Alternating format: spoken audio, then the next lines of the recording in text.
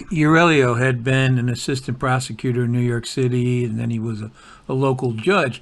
But in 1949, he's about to be elected to the seat on the Supreme Court for the state of New York.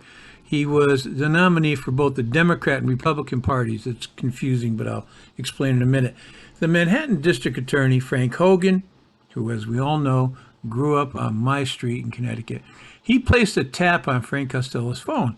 Frank Hogan was from Connecticut. He moved down to New York.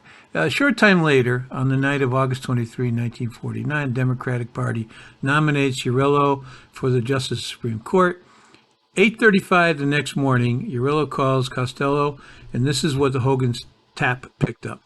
Aurelio says, "Good morning, Francesco. How are you? And thanks for everything." Costello says, "Congratulations. It went over perfect. When I tell you something's in the bag, you can rest assured it's in the bag. Well, we have to get together, you, me, the missus, and myself for dinner some night soon." Aurelio says, "That would be fine. But right now, I want to assure you of my loyalty for all you've done. It's undying." The entire conversation appears in the Sunday edition of the New York Times a day later. It's the first time Costello's name appeared in the paper since 1927. Aurelio, when he's questioned, he acknowledges the phone call. He denied that he knew Frank Costello was the prime minister of organized crime in America.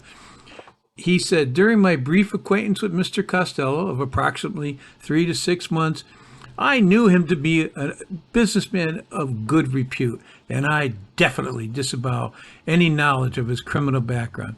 So the reporter said, "Well, can you explain the undying loyalty comment?" And he responded, "Well, that's just the way some Italians express themselves."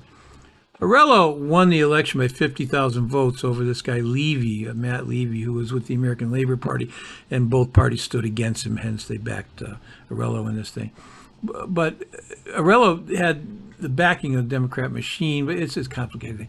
Anyway, George Wolfe, who later on acted as one of Costello's trusted lawyers, he said that when Costello got into a little bit of trouble, he sent out a guy to feel the judge out. That's his quote, feel him out, about an upcoming trial that involved one of Costello's people. But Aurelio told him, "Look, I don't want to get into nothing I can do." So Costello tried again in a different case for a different guy.